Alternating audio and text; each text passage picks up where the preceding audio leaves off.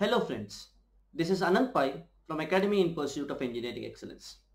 Today we'll continue with fluid mechanics and in that chapter 1 properties of fluids. Today we will see some typical problems on viscosity. We are going with set 1 today. These are majorly problems which have appeared in GATE Mechanical Engineering.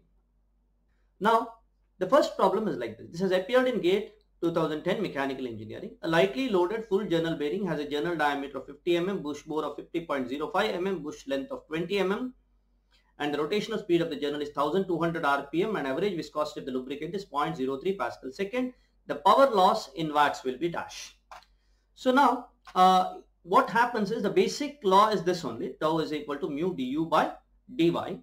And what happens, since if we see this particular gap here, this gap in another view will look like this, and this gap, when we take a small element here, it will be similar to co-ed flow with the two plates, with one plate stationary, which is the outer plate in fact, and the inner plate, which is is a part of this journal.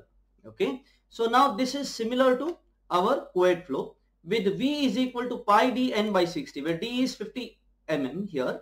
Okay, so now since it is similar to co-ed flow, we can assume a linear variation of velocity. Since it's a linear variation of velocity, du by dy at every point in this fluid will be V by delta. Delta is this distance which is given by 0.025 mm. This I have got by negating 50.05 from 50 mm and dividing it by 2, because that distance will be equally divided into two parts here. Now here F by A, since tau is equal to F by A, that is equal to mu V by delta. Now F is equal to A into V, mu into V by delta.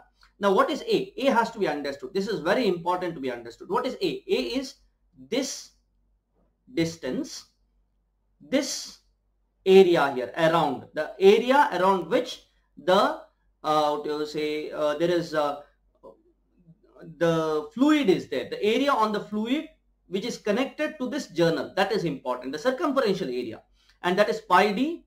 Pi d is the circumference and L length of this 20 mm, so that would be this. So this is how it is. Next, what is power? Power is force into velocity.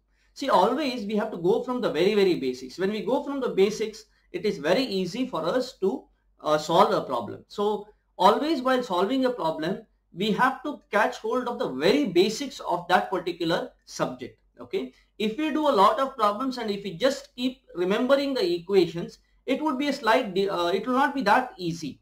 Remembering the concept is much better, and then deriving it. Okay, although you don't have to derive everything, but from the basic thing, if you understand and if you derive once and then remember, it would be helpful in solving problems also. So power is force into velocity. Force is given by this, velocity is already known, which is pi d n by 60. Okay, so here this becomes P is equal to pi d L mu divided by this, and when we apply the equations, when we substitute the values, we get 37.20 watts as the answer. Similar to the above problem, there are some more problems which has come. Here we have a concentric shaft bearing arrangement. Lubricant flows in 2 mm gap between the shaft. The flow is assumed to be co-ed flow and all those things. Here we have to put only the force. Now when we say force, it is direct. It is much easier than the previous problem. Their power was force into velocity. Here we have to convert. We have to get only the force. Similar way, there is another one where fluid flow between two infinite horizontal plates. It's a direct application of Newton's law of viscosity, and you will get it. Okay. Next, we have another problem which has appeared in GATE 2018, which is a solid block of 2 kg mass. Now, what is happening here? There is a block like this, and there is a block which is moving down a vertical plate. Okay, slide steadily along a vertical plate. This is the plate which is there, and in between the plate and this one, there is oil here. Okay, so this oil is resisting it. Now the surface area of the block in contact of the film is so and so. The velocity distribution of the oil film is linear. Now here what has happened is, see, initially this block will accelerate. After some time it will go with the same velocity, because acceleration stops when force due to the shear stress is equal to the force due to weight.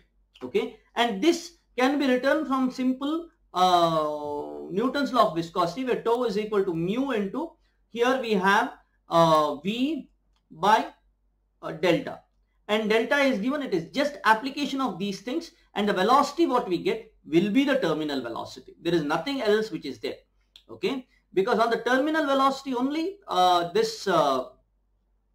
both of them will be equal.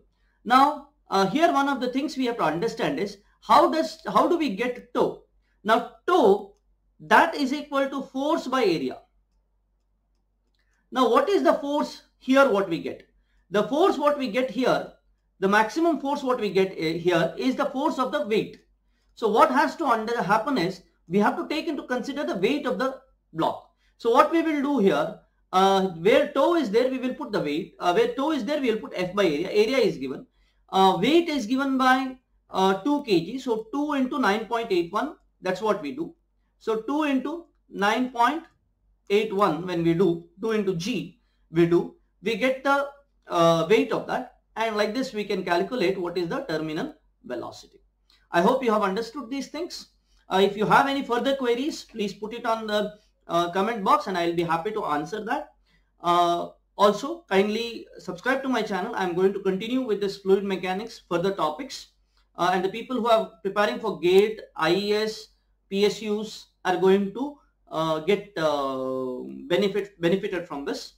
Kindly subscribe to my channel, click the bell icon. Thank you very much and best of luck.